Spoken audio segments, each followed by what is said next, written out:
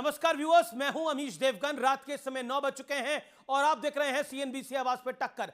2013 में राहुल गांधी का एक बहुत फेमस बयान था कि सत्ता जहर की तरह है, लेकिन अब कांग्रेस के अध्यक्ष मल्लिकार्जुन खड़गे बीजेपी को जहर बता रहे हैं। तो क्या राजनीतिक विरोध का दायरा सारी मर्यादाएं हदें तोड़ चुका है? वहीं दूसरी ओर जिन स्वर्गीय बाला साहब ठाकरे ने हमेशा कांग्रेस और गांधी परिवार की सियासत का पॉलिटिकली विरोध किया, आज उनके सुपुत्र उद्धव ठाकरे गले में कांग्रेस पार्टी का पटका लेकर कह रहे हैं कि राजीव गांधी को पहचानने में देर हो गई। लेकिन बड़ा प्रश्न यह है, क्या वाकई सियासत जहरीली हो चुकी है? आज इसी मुद्दे पर होगी जोरदार टक्कर। सीएनबीसी आवाज के आज के एडिशन में जहरीले बोल, सियासत आउट ऑफ कंट्रोल। सीएनबीसी आवाज की टक्कर के आज के एडिशन में यानी वेडनेसडे एडिशन में आपका अभिनंदन है viewers.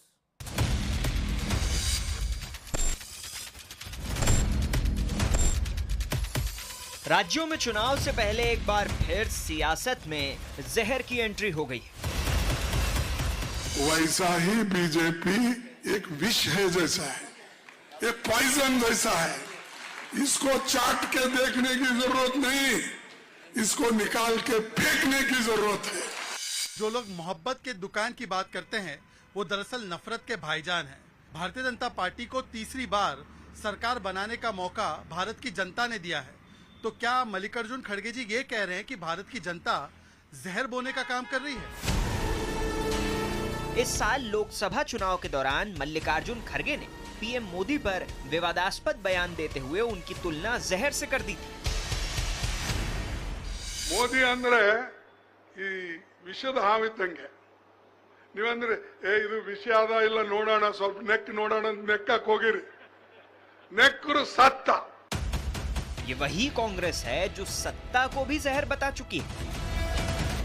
My mother came to my room and she sat with me and she cried because she understands that the power so many people seek is actually a poison.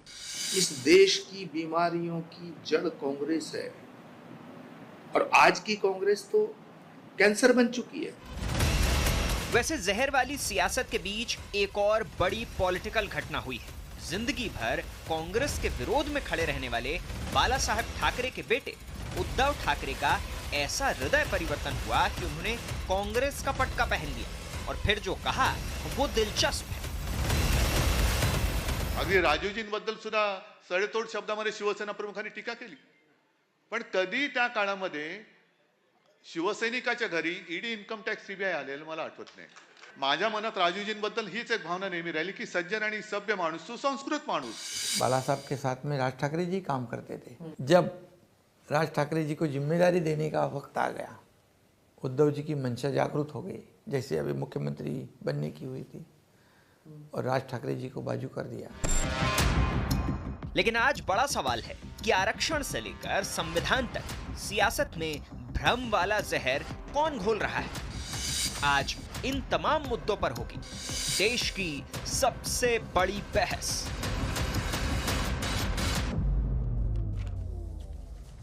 और अब वक्त है सुप्रसिद्ध विश्लेषण का, सियासत के बदलते सुर का विश्लेषण। 2013 में राहुल जी ने कहा कि सत्ता को उन्होंने जहर बताया 2013 में, और अब सत्ता के लिए कांग्रेस, शिवसेना, आप जैसी पार्टियों के साथ आई है। वो आम आदमी पार्टी जिसने कांग्रेस को भ्रष्ट कहा, वो शिवसेना जिसने जीवन भर कांग्रेस का विरोध किया, लेकिन आज कांग्रेस के वो साथ हैं। राजीव गांधी ने कहा था कि आरक्षण के नाम पर बुद्धुओं को बढ़ावा नहीं, ये राजीव गांधी ने कहा था एक फेमस आर्टिकल के अंदर। लेकिन आज भारतीय जनता पार्टी के लिए आज कांग्रेस भारतीय जनता पार्टी को आरक्षण विरोधी बता रही है। बढ़ता हूं मैं आगे। बाला साहब ने पूरी जिंदगी कांग्रेस और गांधी परिवार के खिलाफ एक सियासी लड़ाई को लड़ा। अब कांग्रेस का पटका पहनकर उद्धव ठाकरे कह रहे हैं कि राजीव गांधी को पहचानने में हमसे देर हो गई। यानी कुल मिलाकर सोचिए, क्या उद्धव ठाकरे बाला साहब की सियासत को बिल्कुल अमूल चूल परिवर्तित कर रहे हैं? और तो और अब बात करते हैं आम आदमी पार्टी की। आम आदमी पार्टी ने कश्मीर से कन्याकुमारी तक हर पार्टी को करप्ट बताया, भ्रष्टाचारी बताया, ऑन रिकॉर्ड बताया। सत्ता के लिए लालू यादव, कांग्रेस से लेकर शरद राव पवार तक, नेशनल कॉन्फ्रेंस तक, सबसे इन्होंने हाथ मिलाने को तैयार है, सबसे समझौता करने को तैयार है।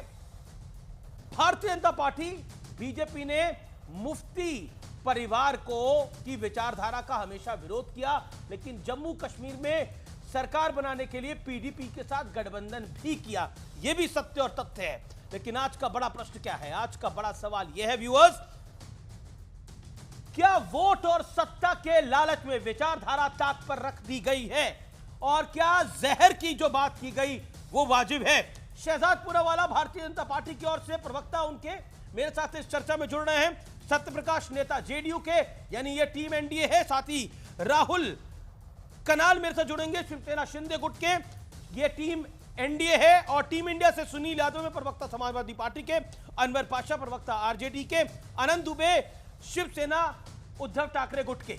आप तमाम लोगों का अभिनंदन है इस कार्यक्रम के अंदर। इस प्रश्न की मैं शुरुआत करता हूं शहजाद पूनावाला आपसे, तो बीजेपी जहर की तरह है। देखिए, अब तो लोग पूछेंगे ना कि यही मोहब्बत की दुकान है या नफरत के भाईजान है, संविधान का अपमान है। आज इन्होंने बीजेपी का और मोदी जी का नहीं, उन्होंने बीजेपी के 23 करोड़ जनता को, जनता जनार्दन का अपमान किया है। आप पूछ लीजिए, ये पहली बार थोड़ी किया है। यही लोग हैं ना जिन्होंने कहा था जनता राक्षस है, रणदीप सुरजेवाला ने कहा। हिंदुत्व को आईएसआईएस बोको हराम कहा, आनंद दुबे जी सुन रहे हैं। सनातन की बीमारी है ये प्रियंक खड़गे ने कहा, और पिताजी ने कहा मोदी जी जीत जाएंगे तो सनातन की जीत हो जाएगी। ये खड़गे जी का बयान है। हिंदुत्व को आईएसआईएस बोको हराम कहने वाले लोग हैं। तो जब हिंदू धर्म को नहीं छोड़ा तो ये भारत की जनता को कैसे छोड़ेंगे? पहले ईवीएम ईसी पर सवाल खड़े करते थे और बाकी सब छोड़ दीजिए। 10 सेकंड और लेता हूं। राहुल गांधी ने जो, देखिए, 2 घटनाएं हुई बदलापुर में और बंगाल में। बदलापुर पे पूरी देश की जनता जो है बहुत ही चिंता के साथ, और वहां पर कार्रवाई हो रही है, परंतु बंगाल की घटना को राहुल गांधी क्या कहते हैं? डिस्ट्रैक्शन। और राहुल गांधी के बाद राकेश टिकैत क्या कहते हैं? कि ये कॉन्स्पिरेसी है। आज मैं चाहता हूं कि ये इंडिया अलायंस के नेता राहुल गांधी और राकेश टिकैत का खंडन करें। राकेश टिकैत ने बोला वो तो बिल्कुल गलत है, इसमें कोई नहीं, खंडन नहीं करेंगे। जी, खंडन करेंगे ही नहीं, बिल्कुल उस विषय पर आऊंगा। लेकिन पहले अनवर पाशा, बीजेपी क्यों जहर लग रही है मल्लिकार्जुन खड़गे को? तो अगर बीजेपी जहर है, जिन लोगों ने बीजेपी को चुना है वो जहर को चख रहे हैं। अनवर पाशा, 50 सेकंड अपनी टाइम लिमिट को सब फॉलो करें। अमीश जी, मल्लिकार्जुन खड़गे साहब ने एक सिंबॉलिक उन्होंने एक स्टेटमेंट दिया है। उन्होंने एक प्रतीकात्मक वक्तव्य दिया है और उसका संदर्भ है भारतीय जनता पार्टी की 10 वर्षों की जो सियासत रही है। 10 वर्षों तक भारतीय जनता पार्टी ने जो देश पर राज किया है मोदी जी के लीडरशिप में, उसमें देश की जो हालत हो गई है वो उनकी सियासत देश के लिए घातक है, जहर की मानिंद है। देश को अंदर से खत्म करने वाली वो सियासत और राजनीति है, और इसीलिए उन्होंने उसे जहर कहा है। इसमें गलत क्या है? आज देखिए युवाओं की हालत क्या हो गई है। बेरोजगारी अपनी चरम पर पहुंची हुई है। ये बातें तो सिद्धांतिक रूप से आपकी एक विचारधारा है, उसकी आप बात रखते हैं। लेकिन बीजेपी जहरीली है, यानी बीजेपी को चुनने वाले भी जहरीली है। बीजेपी तो उस लाइन पे लेके जा रही है ना पूरी चर्चा को। 15 सेकंड में इसका भी जवाब दे दीजिए अनवर पाशा। उन्होंने जो कुछ भी कहा, श्री मल्लिकार्जुन खड़गे साहब ने वो यही तो कहा कि भारतीय जनता पार्टी जिस तरह की सियासत कर रही है वो देश के लिए घातक है। देश के लिए वो घातक है, देश को नुकसान पहुंचा रही है वो सियासत, वो राजनीति। इसी का इजहार उन्होंने किया है। इस वक्तव्य का यही मतलब है। एक सेकंड, सत्य प्रकाश मिश्रा, आप लोग जहर का साथ दे रहे हैं, तो फिर तो आप भी जहरीले हो गए। नहीं, हम पॉइजनस हो गए। मुझे लगता है खड़गे जी की जो उम्र है, उन्होंने जो ये बयान दिया है कि बीजेपी जहर है, चाटना मत, थोड़ी उम्र का भी असर है, थोड़ी सत्ता से बेदखल हैं, जनता ने नकारा है तो उसका भी असर है। हमने राजनीति में बहुत कड़वे और खट्टे मीठे सारे घूंट पीकर यहाँ तक आए हैं। भारतीय जनता पार्टी का जो एनडीए बना, उसमें नीतीश कुमार, अटल बिहारी वाजपेयी, जॉर्ज फर्नांडिस और आज मोदी जी के साथ नीतीश कुमार जी का एनडीए चल रहा है। और देश की जनता ने उसे तीसरी बार मतदान करके उतनी सीट दी जितनी कांग्रेस की तमाम इंडिया अलायंस को मिलाकर नहीं आई। तो जो खड़गे साहब कह रहे हैं कांग्रेस अध्यक्ष बनकर, ये एक निम्नतम स्तर का बयान है उनका। भारत में किसी भी पॉलिटिकल पार्टी को अपनी बात कहने का हक है, विरोध करने का हक है, लेकिन किसी पार्टी को जहर बता दीजिए, किसी को कुछ बता दीजिए, ये तौर तरीका अब तक नहीं आया था। खड़गे जी ने कहा है तो उसका प्रतिकार मिलेगा उनको। क्या 20,000 करोड़ जो प्रधानमंत्री सत्ता में आते ही किसानों के लिए भेजते हैं, क्या वो जहर का काम कर रहे थे? बजट में यदि 1 करोड़ युवाओं को पहली बार देश में बड़ी कंपनियों में इंटर्न पर रखकर पैसे देने की बात है, तो क्या यह जहर फैलाने की बात है कमाल पाशा साहब और कांग्रेस के प्रवक्ता साहब? क्या देश में अगर महिलाओं को महिला आरक्षण विधेयक देकर के उन्होंने पिछले सरकार में काम किया, तो क्या यह जहर फैला रही थी ये सरकार? केंद्र सरकार में 29 पिछड़े जातियों को सम्मान देकर के मंत्री बनाया, क्या यह जहर फैला रही थी सरकार? आखिर आप कहना क्या चाहते हैं? अगर सरकार लोकतांत्रिक तहसीन मेरे साथ है, उसके मूल्यों पर चल रही है, तो आपको जहर तो लगेगा। क्यों? क्योंकि आपको जनता ने नकारा है, दुत्कारा है, तो आपको ताली बजा रहे हैं, जहर जहर कर रहे हैं। तो जहर पे ताली क्यों बजा रही है कांग्रेस पार्टी? तहसीन पूनावाला। मैं CNN न्यूज 18 की एक रिपोर्ट पढ़ रहा हूँ। भाजपा केवल एक एंटीडोट है कांग्रेस के जहर का। माननीय नेता शाहनवाज हुसैन जी, भाजपा करे तो चमत्कार, कोई और बोले तो गुनहगार, क्योंकि एक दलित व्यक्ति ने इन शब्दों का प्रयोग किया। वो लोग जो नोटबंदी में जो शहीद हुए, उनके लिए ये पॉलिसी जहरीली थी। जब 4 घंटे में लॉकडाउन हुआ बिना किसी से सलाह लिए, जिसके कारण लाखों मेरे मजदूर प्रवासी भाइयों को बिहार उत्तर प्रदेश लौटकर आना पड़ा सड़क पर, उनके लिए उनकी पॉलिसी जहरीली थी। आज 80% हमारे भारतीयों को काम नहीं मिल रहा, बेरोजगारी देश में बढ़ रही है, पॉलिसी जहरीली है। और ये बात भी सच है, कमल सिर्फ कीचड़ में खिलता है, तो कीचड़ फैलाकर, हिंदू मुसलमान का कीचड़ फैलाकर देश के अंदर जो एक जहरीला हिंदू मुसलमान के खिलाफ एक वातावरण पैदा करने का काम एक ही राष्ट्रीय दल कर रही है, वो है भारतीय जनता पार्टी। देखिए, सबसे पहले प्रोफेसर पाशा ने बोला कि ये सिंबॉलिक है, सुनिए ये बयान। और ऐसे मोदी जी को अगर और शक्ति मिलेगी देश में, तो समझो फिर इस देश में सनातन धर्म और आरएसएस की हुकूमत। सनातन पर भी वार उन्होंने किया। ये सिंबॉलिक है। मोदी जी की टुकड़े टुकड़े हो जाएंगे, मोदी जी की हिटलर की मौत होगी, मोदी जी को कब्र में गाड़ देंगे, ये सारी बातें, और लाठी डंडे से मारेंगे। राहुल गांधी ने कहा, आपको याद होगा 1 महीने पहले हमने डिबेट की थी अमित जी, कि किस प्रकार से ट्रंप के ऊपर असैसिनेशन अटेम्प्ट किया गया। पहले माहौल बनाओ उनके वोटर के खिलाफ, और उनके खिलाफ ऐसे शब्दों का इस्तेमाल करो कि कोई सरफिरा उठा ले गोली, उठा ले बंदूक। और जहरीला, मैं पूछना चाहता हूं कि पहली बार इस देश में एक ओबीसी प्रधानमंत्री तीसरा टर्म में आया है, तो उसके शासन को तहसीन मियां किस प्रकार से जहरीला बोल रहे हैं। ये अनवर पाशा मियां, इसके ओबीसी प्रधानमंत्री के पहले ओबीसी प्रधानमंत्री जिन्होंने अपना टेन्योर पूरा किया, उसके शासन को ये जहरीला बोल रहे हैं। और केवल ये नहीं है, आज मैं आपको बताना चाहता हूं, इवान डिसूजा इनका कांग्रेस का एमएलसी है कर्नाटका में, थावरचंद गहलोत को बोलता है बांग्लादेश स्टाइल तुम्हें निपटा दिया जाएगा। और वहां पर भी थावरचंद गहलोत कौन सी जाति से आते हैं? एससी समाज से आते हैं।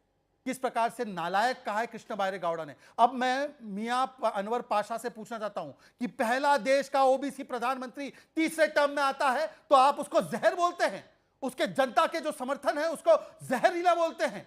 मैं पूछना चाहता हूं, क्या ये लालू प्रसाद यादव की पार्टी का स्टैंड है या ये जमात का स्टैंड है? Okay okay okay, Anwar Pasha, professor Pasha, 40 seconds, make your point. ये कॉम्युनल जो रेटरिक है हमारे साथी का, ये जस्टिफाई नहीं कर सकता इस सरकार की जो मैंने क्या कॉम्युनल बोला? कि सरकार ने हुकूमत चलाई है 10 वर्षों में, मैंने क्या कॉम्युनल बोला? उसको जस्टिफाई नहीं कर अपनी टर्न पे आप सिर्फ सनातन की बात करेंगे, अनवर पाशा मियां करते रहेंगे, आप यही सब करते रहेंगे, आपकी यही सियासत है, यही राजनीति है। आपने सनातन धर्म का, भारतीय जनता पार्टी ने सनातन धर्म का अपमान किया है। सनातन धर्म भारतीय जनता पार्टी की जागीर नहीं है। भारतीय जनता पार्टी की जागीर है तो हिंदुत्व, नफरत की सियासत, नफरत का धर्म, ये भारतीय जनता पार्टी का धर्म है। पर जहरीले में हिंदुत्व कैसे आ गया? सनातन धर्म बहुत महान है, और सनातन धर्म बहुत महान है। सनातन धर्म का अपमान मत कीजिए। सनातन धर्म आपकी जागीर नहीं है। सनातन धर्म आपकी जागीर नहीं है। आपने मैं क्लैरिफाई कर लूं पाशा जी, देखिए नफरत फैलाने का काम किया है आपने। इसलिए आप ये जो पाशा, अनवर पाशा मियां जी जो आप बोल रहे हैं ना, ये आपके अंदर जो जहर भरा हुआ है, ये कम्युनिटी के खिलाफ वो जहर बोल रहा है। मोदी जी के दौर में जिस तरह से उनके अधिकारों का हनन हुआ है, उसका भी जवाब जनता चाहेगी। You made your point. जवाब देना होगा। You made your point. Professor Pasha, you made your point. Okay, audio down. Okay. Shahzad, then तहसीन। ये गजब है भाई। मैं तो मैं तो खुद मुसलमान हूं, तो मैं किसी मुस्लिम के खिलाफ कैसे बयान दे सकता हूं? पहली बात। हाँ, क्योंकि पाशा जी सैयद है तो एक पसमानदा के शब्द निकले तो उनको दुख की बात होती है। मैं तो सिर्फ इतना पूछ रहा हूं। ये कह रहे कि एंटी सनातन पसमानदा का कैसे मैं आपको आगे बता रहा बढ़ा? जी, हूं, जी। ये हमारे खिलाफ जो है नीचे हमें देखते हैं, ये हमें साथ में बैठने नहीं देते, ये छुआछूत करते हैं पसमानदा समाज के साथ। और इसीलिए मैं अमीर जी कहने वाला हूं, पूछे इनसे किसने कहा रामचरितमानस पोटेशियम साइनाइड है? चंद्रशेखर आरजेडी से कहा था कि नहीं कहा था? कहां था ये पाशा? उनसे पूछे पाशा जी से कि राम मंदिर बीमारी है, इसका पोस्टर लगाया था आरजेडी वालों ने। सनातन को बीमारी और गाली देने का काम समाजवादी पार्टी ने किया था। समाजवादी पार्टी ने बोला हिंदू धर्म धोखा है। अच्छा, और ठीक ये है, स्टेटमेंट जो खड़गे जी का है कि ठीक है, सनातन का राइज हो जाएगा। प्रोफेसर भाषा 20 सेकंड्स। सुनील यादव वेट कर रहे हैं, तहसीन वेट कर रहे हैं। Okay, and Anand Dubey is also waiting. Dubey ji सुन रहे हैं? यही ओके ओके, हिंदू को गाली दे रहे हैं, दुबे जी सुन जितना रहे हैं। दुबे अपमान जी के हुआ वक्त है आएगा वो सनातन बोलेंगे। धर्म का, जितना अपमान हुआ है सनातन धर्म का, और जो जहर भरा हुआ है, अभी तहसीन पूनावाला जी जो बात कर रहे थे कि सैयद अनवर पाशा, तहसीन पूनावाला नहीं, शहजाद कास्टिज्म पूनावाला। का जो जहर इनके अंदर भरा हुआ आपने है, तो अपनी पार्टी वाले को ही शहजाद रगड़ रहे हो आप पूनावाला, लोग तो। आपके अंदर शहजाद पूनावाला, आपके अंदर जो जहर भरा हुआ है कास्टिज्म का जहर, ये जो आपके अंदर मजहब का जहर भरा हुआ है, नफरत का जहर, वो निकल के आ रहा है। और इसी जहर की बात कर रहे हैं श्री मल्लिकार्जुन खड़गे जी। यही वो जहर है जो समाज को बांटता है, जो नफरत फैलाता है, जो देश को तोड़ता है। ठीक है, आप एक उस जहर को फैलाना चाहते हैं। एक वाक्य यही आपकी देन तहसीन एंड मानसिकता, सुनील यही यादव। आपकी ओके राजनीति ओके, है। You made your point. Okay, वाह, हिंदू को ब्राह्मण, जाट, ठाकुर, दलित में बांटो तो ठीक है, और मैंने मुस्लिमों में जो है पसमानदा और सैयद वो बोल दिया तो मैं कास्टिस्ट हो गया। अमीर जी देखिए, हिंदू समाज को बांटने का षड्यंत्र ये पाशा और उनकी पार्टी और जमात वाले रच रहे हैं यहां पर। ये देखिए कैसे बांटते हैं। क्यों भाई? मुस्लिम में नहीं होते पसमानदा, मुस्लिम में अंसारी नहीं होते, मुस्लिम में धोबी नहीं होते, मुस्लिम में जो घोसी नहीं होते, मुस्लिम में पिछड़े नहीं होते क्या? पर हिंदू में बांट दीजिए, हिंदू को ब्राह्मण में बांटो, जाट में बांटो, राजपूत में बांटो, क्षत्रिय में बांटो, यही बांटते हैं पाशा। और यहां पर मैंने एक पसमानदा की बात बोल दी तो मुझे कास्टिस्ट बोल रहे हैं। ये पिछड़े समाज को कास्टिस्ट बोल रहे हैं, ये पिछड़े समाज को कास्टिस्ट मत बोलिए। करते हैं, देश को बांटते हैं, इंसानियत को बांटते हैं, मनुष्यता को बांटते हैं। समाप्ति वाले तो बहुत अच्छा कास्टिज्म काम में, कर रहे हैं। ठीक है, मैं विषय पर आता हूं। देखिए विषय जो हमारा है, जिस दिन इस विषय पर चर्चा करेंगे, मैं विषय पर आता हूं। मैं विषय पर आता हूं। तहसीन पूनावाला, और यही तहसीन पूनावाला, आपको भी ऑब्जेक्शन है? आपको मियां तहसीन का पॉइंट नंबर 1, पॉइंट नंबर 2।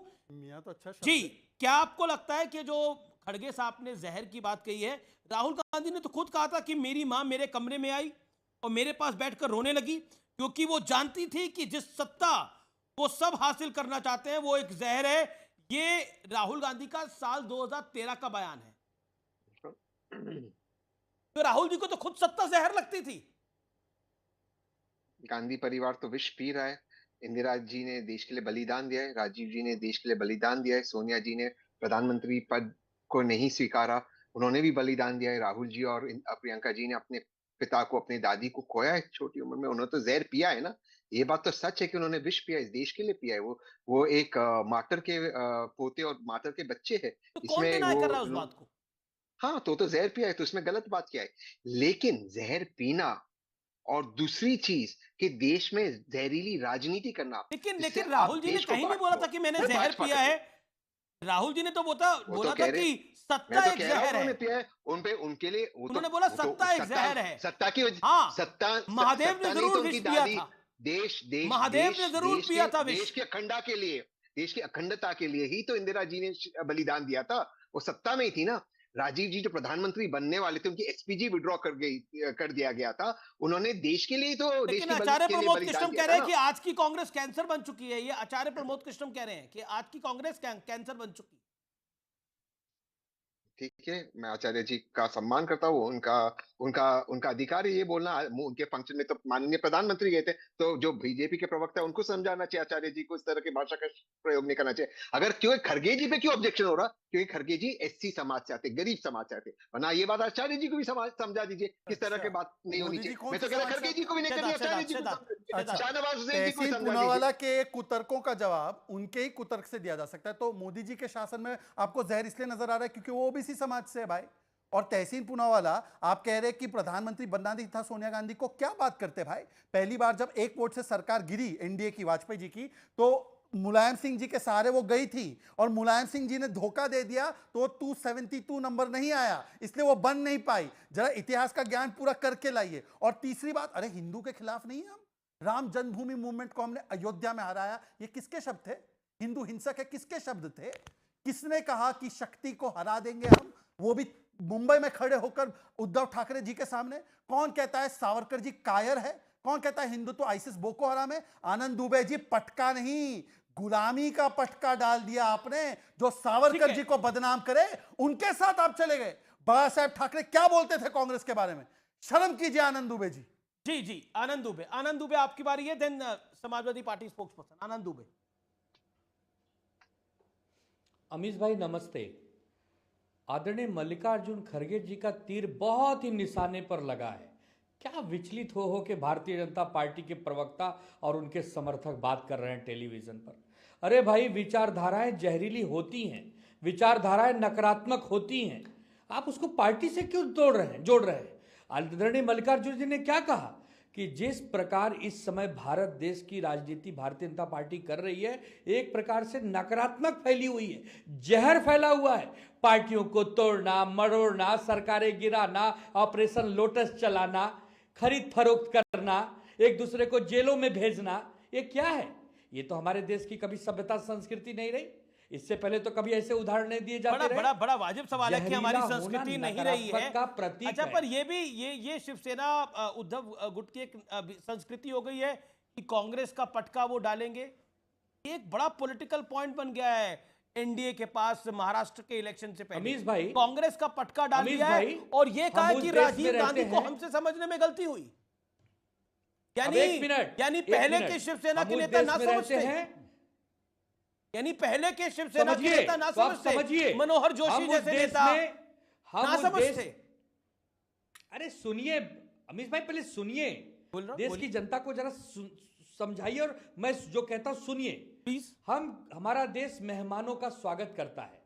हमारे नेता कांग्रेस पार्टी के कार्यक्रम में मुख्य अतिथि बनकर गए, उन्होंने प्यार से हमारा स्वागत किया और उस कांग्रेस के दुपट्टे में तिरंगा भी है, 3 रंगा, जिसके लिए हमारे दिल में असीम इज्जत, तो तिरंगा पहन लेते हैं, सम्मान है। तो कांग्रेस का पटका क्यों डाला? तिरंगा डाल लेते फिर तो क्या था? तो तिरंगा डाल लेते सीधा, मतलब कांग्रेस का पटका डाल के उसको तिरंगा बताएंगे। सोच पर निर्भर करता है, ये आपकी सोच पर मेरी निर्भर सोच करता क्या होगी सर? अगर सामने आपको दिख रही है, तस्वीर दिख रही है, तस्वीरें बोल रही है, तस्वीरें बोल रही है कांग्रेस का पटका है। देखिए, आप कांग्रेस का पटका डाले, अगर कांग्रेस का पटका डाले, तो उस शिवसेना का पटका डाले, आप किसी का भी पटका डाले, वो आपका अधिकार है। आजादी में सबसे बड़ी भूमिका निभाई, जिसने भारत की आजादी में सबसे बड़ी भूमिका निभाई, उस पार्टी का अगर दुपट्टा कोई स्वागत रूप में पहनता है तो इतना विचलित होने का क्या कारण है? बिल्कुल शहजाद और सत्य प्रकाश दोनों बोलना चाहते हैं। पहले सत्य जी को मौका देते हैं, वो लगातार हाथ खड़ा कर रहे हैं। सत्य प्रकाश जी, सत्य प्रकाश आप हाथ खड़ा कर रहे हैं। सत्य जी बोल 40 सेकंड। आनंद दुबे जी, मुझे बिल्कुल आश्चर्य नहीं है, अब मुझे कोई आपत्ति नहीं है कि उद्धव ठाकरे कांग्रेस का दुपट्टा पहने, कांग्रेस की पगड़ी पहन लें। उन्होंने अपने पिताजी बाल ठाकरे के तमाम सिद्धांतों को तिलांजलि देके उसका श्राद्ध बहुत पहले कर दिया। अब वो परिवारवादी पार्टी बन के चट्टे बट्टे में घूमे, मुझे कोई आश्चर्य नहीं है। आप कांग्रेस में मर्ज कर जाए, कांग्रेस को अपना युवराज बना ले, हमें कोई आपत्ति नहीं है। हमें आपत्ति तब होती है आनंद दुबे जी, खुद का कोई चेहरा नहीं है, खुद का कोई इतिहास नहीं है, ये ठीक नहीं है। कितना पलटीमारी करते हैं आनंद जी, आप बोल रहे थे, सुन लीजिए, चलनी भी बोले, आप बोल रहे थे, मैं नहीं बोल रहा था, तो मुझे कोई आश्चर्य नहीं, आप करें। लेकिन जब आप किसी के फैलाए हुए अमृत को जहर कहें और वो तहसीन जी कहें कि जहर का घूंट पिया, वो जहर मुहावरा अलग है, विश्व समान पिया वो अलग बात है। लेकिन आप हमारी जो एनडीए की सरकार है उसके सत्य जी, अमृत कौन फैला रहा है? जहर बताएं। सत्य प्रकाश जी, क्लैरिफाई करिए, अमृत कौन फैला रहा है? अमृत की धारा कौन बहा रहा है? देश में एक सेकंड, अमृत की धारा कौन बहा रहा है? एक दो ये अमृत की धारा कौन बहा रहा है? ये पता लगना चाहिए। देश की जनता को भी उस अमृत को चखे, देश की जनता भी उस अमृत को चखे। एक सेकंड, सुनील यादव वेट कर रहे हैं। सुनील यादव, ये अमृत, बिल्कुल आप आनंद दुबे पे रिएक्ट करिएगा। सुनील यादव, देश में अमृत की धारा बह रही है, आप लोगों को दिखती क्यों नहीं है भाई? आपको जहर दिख रहा है? यहां अमृत फैला पड़ा है देश में। देखिए अमीश भाई, आपको धन्यवाद कि आपने समय दिया। जो बात माननीय खड़गे जी ने कही है, मैं उसमें, क्योंकि मैं कांग्रेस पार्टी का प्रवक्ता नहीं हूँ, मैं समाजवादी पार्टी का प्रवक्ता हूँ, तो उसमें एक चीज़ ऐड कर दूँ तो मुझे लगता है जो आपके दर्शक हैं वो सब चीज़ें समझ जाएंगे कि क्या जहर है और क्या शहद है। ऐसा नहीं है, बीजेपी केवल जहर नहीं फैला रही है, वो उसके पास कुछ शहद भी है। बस पीडीए के लिए बीजेपी जहर है और अपने कुछ लोगों के लिए वो शहद है।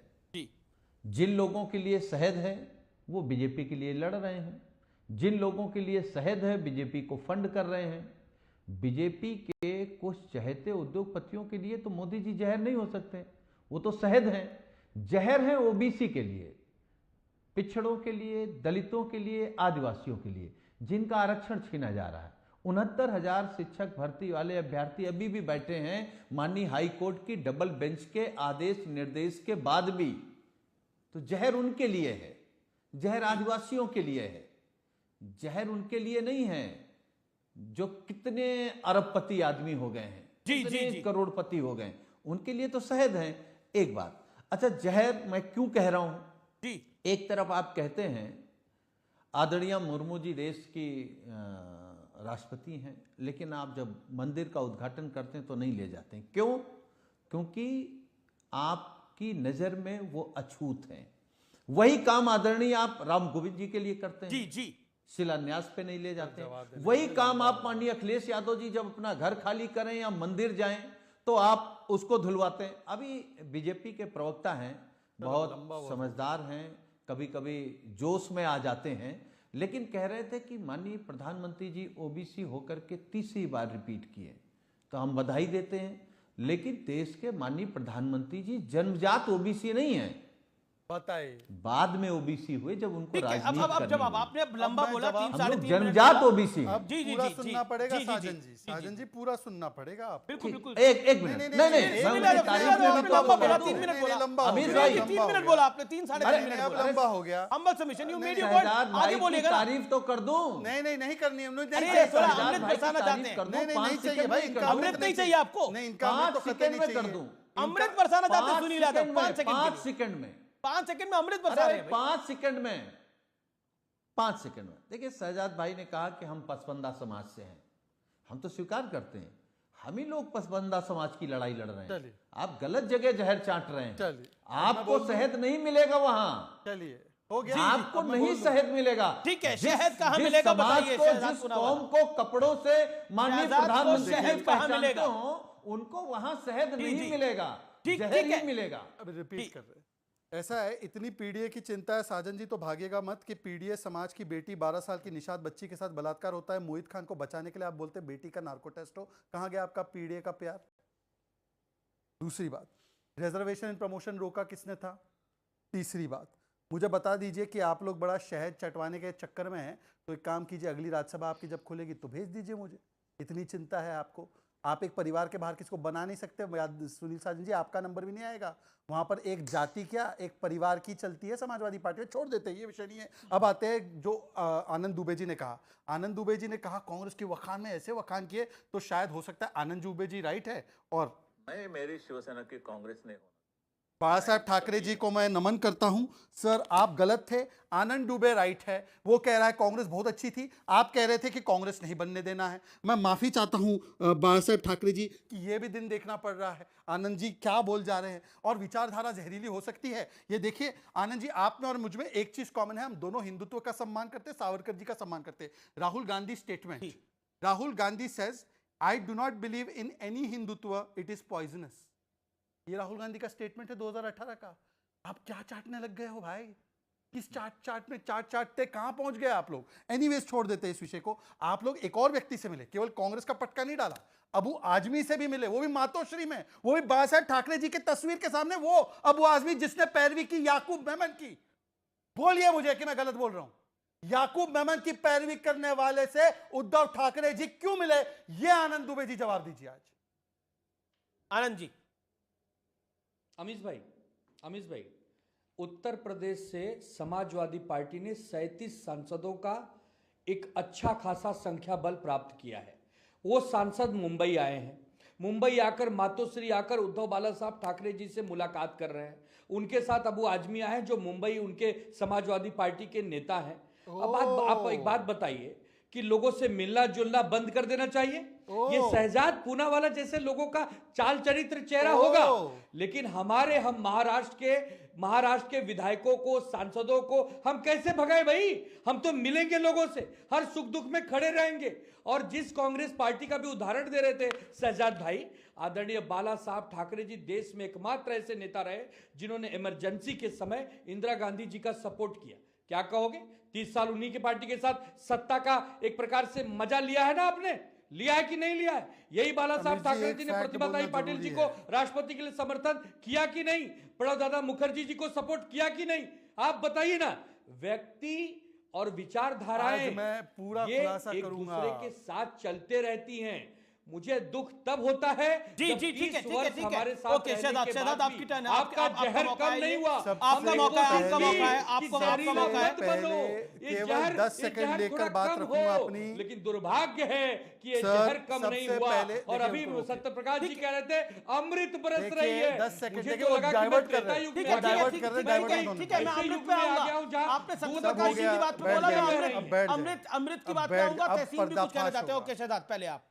अमीश जी, मैं आपसे एक प्रश्न पूछना चाहता हूँ पर्सनल। आपके पिताजी की इज्जत आपके लिए सबसे ज्यादा है? मेरे लिए मेरे पिताजी किसी की भी। अबू आजमी ने बाला साहब ठाकरे जी को पागल बुड्ढा बोला, ओल्ड एंड सीनाइल। अरे मैं मर जाऊं पर मैं बाला साहब ठाकरे जी को गाली देने वाले ऐसे अबू आजमी के साथ कभी जिंदगी में हाथ नहीं मिलाऊंगा, कभी जिंदगी में हाथ नहीं मिलाऊंगा। मैं झूठ बोल रहा हूं तो मैं राजनीति छोड़ूंगा, अन्यथा आनंद दुबे आप राजनीति छोड़ना। अगर मैं झूठ बोल रहा हूं तो मैं राजनीति छोड़ूंगा। ये मैं आपको पढ़कर सुनाता हूं, सुनिए। बीच में मत बोलिए, बीच में मत बोलिए, झूठ फैलाते हो। मत बोलिए। एक प्रकार से विवादास्पद बोलना पड़ेगा, बोलना पड़ेगा। झूठ बोलोगे तो बोलना पड़ेगा। इतने बड़े महापुरुष के बारे में आप भ्रमित कर रहे हो। सही जगह पर तीर लगा है ना। क्या क्या बोला है बीजेपी के बारे में? अगर वो ला दूं तो भागने का रास्ता नहीं मिलेगा टीवी पर। अमीश जी मेरी बारी है बोलने की, मत कीजिए। एक भ्रमित मत करो। एक सेकंड, मैं अमीश जी प्लीज, अमीश जी प्लीज, नहीं मेरी बारी कराऊं कि अगर किसी ने किसी के बारे में आप सब बोले हैं तो उनको कार्यक्रम में रिपीट, उसको रिपीट ना करा जाए। सत्यापित कर रहा हूं, मैं अपनी बातों को सत्यापित करने वाला व्यक्ति हूं।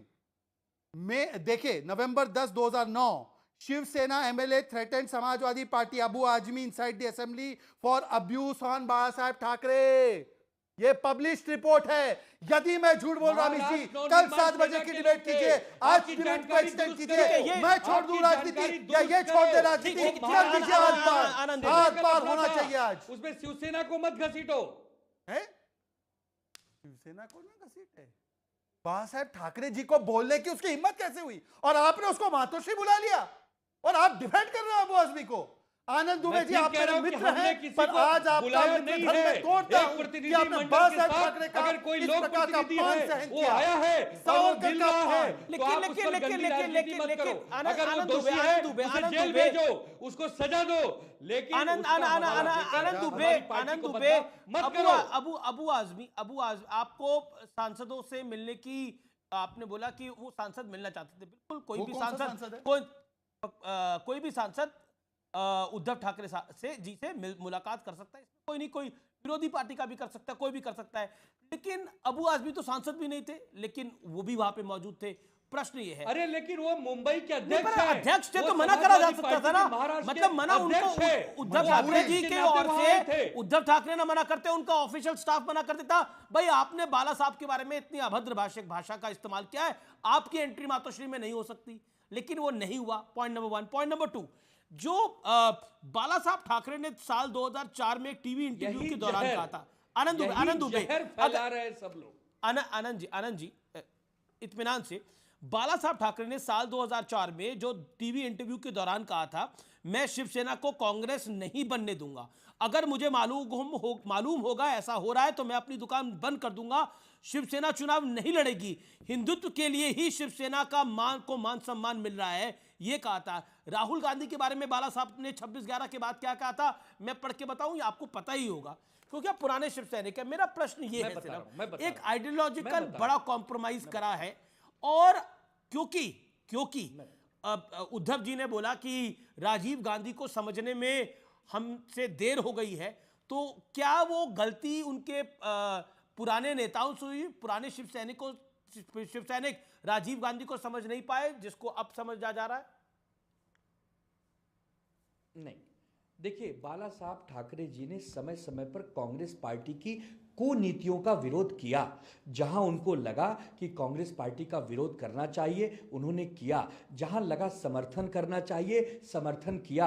आदरणीय उद्धव बाला साहब ठाकरे जी ने यही संदेश दिया है कि राजीव गांधी जी को लेकर हम लोगों को यह बताया जाता था कि वो एक गुस्से की राजनीति करते हैं, बदले की राजनीति करते, लेकिन ऐसा नहीं था। वो बड़े विनम्र व्यक्ति थे, हम उनको मिलजुल नहीं पाए, उनसे दोस्ती नहीं कर पाए, उनके साथ हम ज्यादा संपर्क नहीं कर पाए, इसका हमें दुख होता है। और जिनके साथ हमने संपर्क रखा, 30 साल सरकार चलाई, उनको अपने कंधे पर बड़ा बना दिया, वो आज गंदगी फैलाते हैं, पीठ पे छुरा भोंकते हैं। ये उन्होंने फर्क बताया। अब बताइए अमित भाई, क्या गलत आप कह रहे हैं कि क्या गलत राजीव जी को नहीं समझने पाने की एक तरह से त्रुटि हो गई है, गलती हो गई। ये गलती किनसे हुई? शिवसेना पार्टी के नेता ने उस समय उन लोगों को नहीं समझा, तो जिनको आज हम समझ रहे हैं। ये लोग कितने अच्छे और सज्जन हैं, और जिनको हमने आज समझा, मैं बात आपकी समझ रहा हूं। जिन्होंने नहीं समझा वो नासमझ कौन नेता थे? वो शिवसेना के नासमझ नेता कौन थे? देखिए, हम थे, हम नहीं समझ पाए ना। आप थोड़ी थे, हम शिवसैनिक थे जी। मेरे साथ राहुल कनाल भी जुड़ रहे हैं, शिवसेना शिंदे गुट के नेता, उनके सोशल मीडिया हेड। राहुल कनाल, आप भी शिव सैनिक रहे, आप राजीव गांधी जी को समझ नहीं पाए, ये आपकी गलती थी, आप ना समझते? ये शिवसेना उद्धव गुट के आनंद दुबे जी कह रहे हैं। देखिए कैसा है, आनंद जी मित्र रह चुके हैं और वो भली भांति जानते हैं क्या समझ ना समझ क्या होती है और राजनीतिक भाषा क्या होती है। राजनीतिक भाषा और व्यक्ति विशेष भाषा अगर करनी है तो इनको पहली बात तो ये समझना पड़ेगा कि ना समझ कौन है। ना समझ ये है जो लोग 7 महीने में राम मंदिर, राम लल्ला की आस्था के लिए, राम लल्ला के पूजा के लिए वहाँ नहीं जा पाए, या ना समझ हम हैं जिन्होंने सही राह ली। तो ना समझी पे तो सर रवि जी जैसे बहुत सारे उदाहरण दिए जा सकते हैं। आज ये ना समझी किस बात के, मैं माफी चाहता हूँ कि मैं लेट ज्वाइन किया तो मुझे इनका संदर्भ नहीं पता चला है जी। पर अगर मुझे संदर्भ पता चलेगा तो मैं और इनको रोशनी डाल पाऊंगा। मैं जानता हूं कि आनंद जी मुझसे तहसीन मेरे साथ है, तहसीन पूनावाला शहजाद कुछ कहना चाह रहे हैं, तहसीन पूनावाला कुछ कहना चाह रहे हैं। शहजाद वैसे तो वो बता नहीं पाए कि कौन से नेता ना समझते राजीव गांधी को समझने में, पर सुनिए ये याकूब मेमन की पैरवी। अगर याकूब मेमन की जमानत हो गई होती तो शायद ये केस और अच्छा होता। सब चीजें चल रही। अबू आजमी याकूब मेमन की पैरवी कर रहा है और उसको मातोश्री में इनविटेशन स्वर्गीय बाला साहब ठाकरे जी के सामने दिया जाता है। मैं कहता हूं दुत्कारना चाहिए ऐसे लोगों को, दुत्कारो ऐसे लोगों को जो स्वर्गीय बाला साहब ठाकरे जी को बुलाकर न्योता देते हैं। बीच में जहर, ये बीच में जहर की वर्षा कौन करता है? अमित भाई, ये याकूब की पैरवी आपकी अमृत है। याकूब की पैरवी आपकी अगल बगल में एक टेररिस्ट था और टेररिस्ट को मुंबई का कह रहा था, आतंकवादी था। याकूब मेमन को अमृत बोलने की कोई त्रुटि भी ना करे। ओके शहजाद, आनंद दुबे 30 सेकंड्स में क्यों पॉइंट? आनंद दुबे, वो ना समझ आप लोग थे, यानी आप लोग ना समझते तो राजीव जी को समझ नहीं पाए। अबू आजमी को भी समझने में ना समझी हुई थी पहले, अब समझ पाए। राजीव गांधी जी ने देश के लिए सर्वोच्च बलिदान किया है। हमारी किसी की औकात नहीं है कि राजीव गांधी जी के बारे में हम कुछ बुरा सोच भी सके। हम उतने गिरे हुए इंसान नहीं हैं। एक महान नेता, भारत के पूर्व प्रधानमंत्री, भारत रत्न, उनके लिए हमें ऐसी बातों के लिए शोभा नहीं देता। हाँ ठीक है, वो बड़े विनम्र नेता रहे, हम उनसे ज्यादा जुड़ नहीं पाए, हमारी पार्टी उनसे ज्यादा संपर्क नहीं कर पाई, होगा, समस्या रहा होगा, लेकिन हमारी औकात नहीं है। यहाँ जितने लोग बैठे किसी की कोई हिम्मत नहीं है कि आदरणीय राजीव गांधी जी पर कोई टिप्पणी हम लोग करें। हम इतने महान और इतने बड़े अभी नहीं हुए। रही बात नहीं, सुनो तो पहले यार, पूरी बात सुनो। तुम उन्होंने लोग बाला इतने साहब बड़े- ठाकरे को गालियां इतने दी, बड़े उन्होंने जहरीले याकूब बन की चुके पैरवी हो। की, ये उसके जाके मल्लिकार्जुन चरणों में खड़गे जी लेट ने गए आप। स्पष्ट कर दिया। ठीक है क्या स्पष्ट किया? तहसीन पूनावाला, क्योंकि कांग्रेस की बात हो रही है, क्योंकि कांग्रेस की बात हो रही है, क्योंकि कांग्रेस की बार बार बात होती है मल्लिकार्जुन खड़गे से लेकर राजेश्वर राजीव गांधी जी तो मुझे सिर्फ एक बात पूछनी है। अबू आजमी की भी हो रही है। एक सेकंड, तहसीन ओके, अबू आजमी के ऊपर मैं सुनील यादव की प्रतिक्रिया ले लूंगा। तहसीन पूनावाला, आप लोगों ने फंसा दिया है इनको, कांग्रेसीकरण कर दिया। नहीं, इसमें फंसाने वाली कौन सा काम था? एक कार्यक्रम हुआ, वहां पे उद्धव ठाकरे जी जो महाराष्ट्र के पूर्व मुख्यमंत्री है वे आए, वे चीफ गेस्ट है उस फंक्शन में। और जाहिर सी बात है, अगर उस फंक्शन में कोई व्यक्ति जिन्होंने देश के लिए शहादत दी उनके लिए आप अच्छी बात करेंगे। अमित जी, मैं बड़ी बात नहीं करूंगा, कोई पॉलिटिकल बात नहीं। अरे कांग्रेस का पटका तो डाल दिया भाई। अरे तो अगर मैं आपके शो में, अगर मैं आपके स्टूडियो में आपको CNN न्यूज़ 18 का ही कुछ दोगे ना, न्यूज़ 18 इंडिया का कुछ दोगे ना आप मोमेंटो, या कुछ आप मेरे को अन्य चैनल का मोमेंटो दोगे, या मैं अगर मैं कोई और हूं, आप मेरे को किसी और ब्रांड का दोगे, आप ही के ब्रांड का दोगे ना। अमित जी, अगर मैं आपके घर पे आया तो आप मेरे को आपके घर का कुछ खाना खिलाओगे ना। ठीक है ओके, राहुल कनाल कुछ कहना चाह रहे, राहुल कनाल तो सोनिया गांधी, राहुल गांधी ने इनके नेता के साथ एक फोटो डाला है। राहुल कुछ कह रहे, राहुल कनाल कुछ कह रहे हैं। क्या आपके नेता 3 दिन वहां थे, आपके नेता को इज्जत दी गई, आपके नेता की मुझे फोटो आई? मुझे राहुल जी से एक बात पूछनी है, मुझे राहुल भाई से एक बात पूछनी है। राहुल भाई, आपने कहा कि आज तक उद्धव ठाकरे जी अयोध्या नहीं गए, राम मंदिर। वो तो अमित शाह जी भी नहीं गए, वो तो देश के राष्ट्रपति भी नहीं गए। अब उनके बारे में क्या कहना? आप मुझे सिर्फ इतना बताइए, उद्धव जी या तो इनकी पार्टी या आनंद दुबे जी की पार्टी जो लोगों को मान रही है, क्या नाना पटोले के कारण ऊपर ये कुछ नहीं बोल सकते? ये ममता बनर्जी के लिए कुछ नहीं बोल सकते? ये अबू हाशिम आजमी के लिए कुछ नहीं बोल सकते? इतनी लाचारी आपको उद्धव जी, आप हमेशा जब दसरे में दसरा मेलावा पे जब आते थे तब आप हमेशा हिंदू लोगों को संबोधित करते थे, तो आप राहुल गांधी या कांग्रेस से जुड़ने के बाद हिंदू लोगों को संबोधन करना भूल गए? क्या आप ये कहना चाहते हैं? ओबीसी नेता था, आप उनका अपमान करोगे राहुल भाई? एक सेकंड, तहसीन ने बहुत गलत जगह हाथ डाल दिया। 2019 तहसीन ने बहुत गलत जगह हाथ डाल दिया। ठीक है okay, BJP wants to make it point, okay, Maharashtra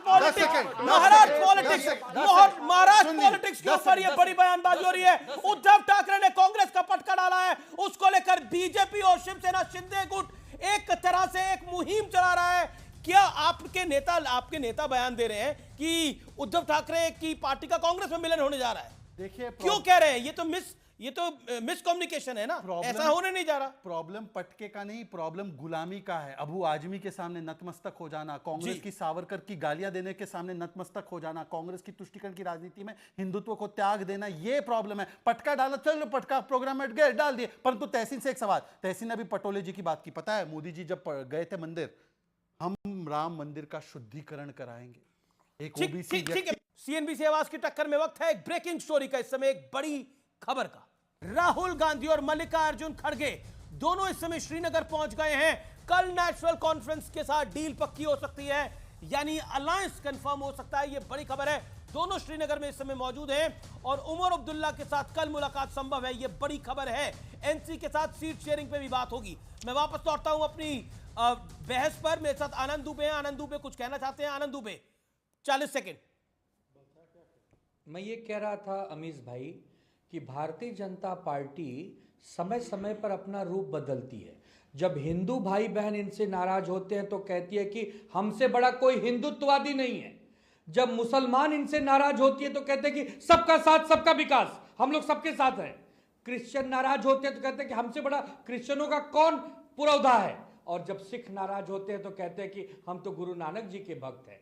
ये रूप बदलते बहुरूपीय हो गए हैं, और बहुरूपीय तो एक बार चल भी जाते हैं, लेकिन अगर जहर फैलाओगे, फुफकारोगे, डंक मारोगे, चोटिल करोगे, लोकतंत्र पे प्रहार करोगे, संविधान की हत्या करने की कोशिश करोगे, वो ज्यादा खतरनाक है। एक राहुल कनाल, बीजेपी जहरीली है, और आनंद दुबे और शिवसेना शिंदे गुट क्या है? ये लोग क्या है? एक सेकेंड, इस पे भी बोल दीजिए कुछ। आनंद दुबे, शिवसेना शिंदे गुट, शिवसेना जो भारतीय जनता पार्टी के संपर्क में आ गया वो थोड़ी अमृत बरसाएगा। ठीक है, वो अमृत जहर कैसे का भाई बरसाएगा? तो ठीक है, okay, Rahul Kanal 40 seconds, make your point. जी अमित जी, पहली बात तो क्या है, ये अपने पेरेंट पार्टी, मैं आपको लिख के देता हूं, आप आज नोट डाउन कीजिएगा, इनकी पार्टी कांग्रेस में मर्ज होगी। जो विचारधारा यहाँ लेके चल रहे हैं, मल्लिकार्जुन खड़गे जी ने जो बोला वही ये दोहरा रहे हैं। मेरा इनसे 3 ही सवाल आपके शो के द्वारा होगा। सिर्फ मुंबा देवी मंदिर जो हमारे मुख्यमंत्री एकनाथ जी शिंदे जी ने 200 करोड़ रुपए रख के शुद्धिकरण जिसका किया है, उसके जिस हमारी मुंबई का नाम मुंबा देवी माता के ऊपर है, उस मुंबई के मंदिर का इन्होंने क्या किया वो बताइए। दूसरी बात यही है, आप लोकसभा इलेक्शन देख लीजिए अमरीश जी, लोकसभा इलेक्शन में 23 सीट की पार्टी 9 सीट पे आ गई। असेंबली इलेक्शन, हमारे विधानसभा इलेक्शन में इनकी पार्टी पे ताला नहीं लगा, तो आप मुझे बताइएगा। मैं आपसे सिंपल बात ये पूछना चाहता हूं, क्या ये आज इतना बोल रहे हैं, आप ये गारंटी दे सकते हैं ये जहर और अमृत की बात ये ना करे तो अच्छी बात है। जहर क्या होता है, अमृत क्या होता है, ये मुंबई की जनता भली भांति जानती है। ठीक है Rahul, you made your point. अच्छा, इनकी पार्टी कांग्रेस में मर्ज होने वाली है। आनंद 10 सेकंड इनसे पूछिए कि ये कांग्रेस में मर्ज होंगे। ठीक है, यू मेड योर पॉइंट।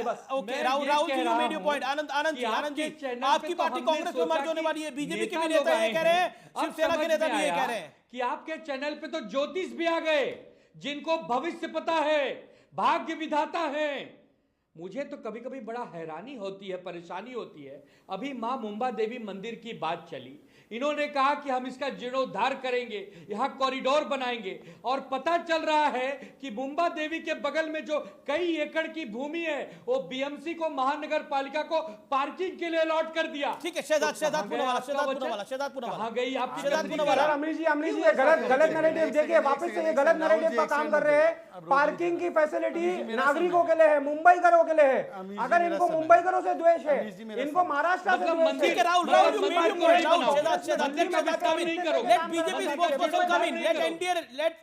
देखिए एक टीम एनडीए, एक टीम इंडिया है। ओके शहजाद, देखिए, जो लोग अभी तक जो बाला साहब ठाकरे जी को गाली देने वाले लोगों का खंडन नहीं कर पाए, मैं केवल एक ही सवाल पूछना चाहता हूं। राहुल गांधी ने कहा राम जन्मभूमि आंदोलन को हमने हरा दिया, क्या आप इसको स्वीकारते हैं? आनंद दुबे, हाँ या ना? आनंद दुबे 22 जनवरी 2024 को काला राम भगवान मंदिर में हम पूरे शिव सैनिक नतमस्तक हो गए, केवल इसलिए कि आपका चेहरा दुनिया के सामने ला सके कि आप हमें न्योता दो। अबू आजमी के बाद आप राहुल गांधी के सामने नतमस्तक हो गए। आपने उनका पट्टा डाल दिया, पटका नहीं पट्टा, कांग्रेस का पट्टा डाला है, कांग्रेस का पटका नहीं पट्टा डाला है आपने। तिरंगे से इतनी नफरत क्यों? कांग्रेस का पटका तिरंगा हो गया क्या? क्या बोले जा रहे हैं? ये बोले तिरंगे से नफरत है। कांग्रेस के ये पट्टे से आप तिरंगा उसको किसी पॉलिटिकल पार्टी के साथ इक्वेट मत करिए। नहीं समाजवादी का कलर बांग्लादेश का हो गया क्या? नहीं तो समाजवाद नहीं, तिरंगा है, कोई पॉलिटिकल पार्टी का नहीं है। लेकिन अबू आजमी के साथ आपने भी इनको परेशान कर दिया। सुनील यादव, देखिए अमीश भाई, क्योंकि शहजाद भाई क्या है ना, अपने हिसाब से बोलते हैं। हम शहजाद भाई से को याद दिला रहे हैं, आप तो वरिष्ठ पत्रकार हैं, आप तो सारी घटनाओं पर ध्यान देते हैं। उत्तर प्रदेश में ओम प्रकाश राजभर जी ने बीजेपी को मां बहन की गाली मंच से दी, माइक से दी जी, और माननीय मोदी जी के लिए, माननीय योगी जी के लिए जिन शब्दों का बड़ा आपने इंपॉर्टेंट पॉइंट बोला। राजभर ने जो बोला, देखिए सियासत क्या ना करवाए, राजभर बीजेपी के साथ आ गए, शिवसेना उद्धव ठाकरे कांग्रेस के साथ चलेगी, राजनीति जो ना करवाए। वक्त एक अंतराल का है, देखते रहिए सीएनबीसी आवाज व्यूअर्स।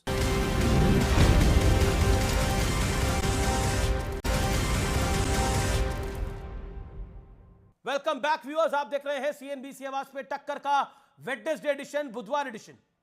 क्या यह महज इत्तेफाक है? जैसे ही नरेंद्र मोदी ने तीसरी बार प्रधानमंत्री का पद संभाला, एक के बाद एक रेल हादसों की झड़ी लग गई व्यूअर्स। केवल जुलाई में 8 रेल हादसे हुए हैं। 2014 से 2023 के बीच 623 रेल हादसे हुए थे।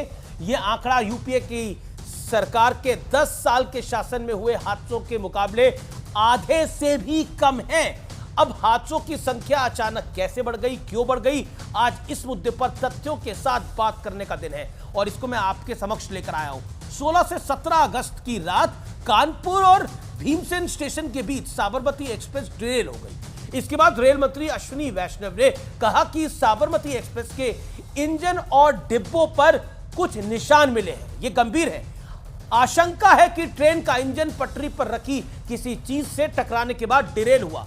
अब इस हादसे की जांच आईबी और उत्तर प्रदेश की पुलिस मिलकर कर रही है। आपको याद होगा, हाल ही में प्रयागराज से गुलजार शेख नाम के यूट्यूबर को गिरफ्तार किया गया।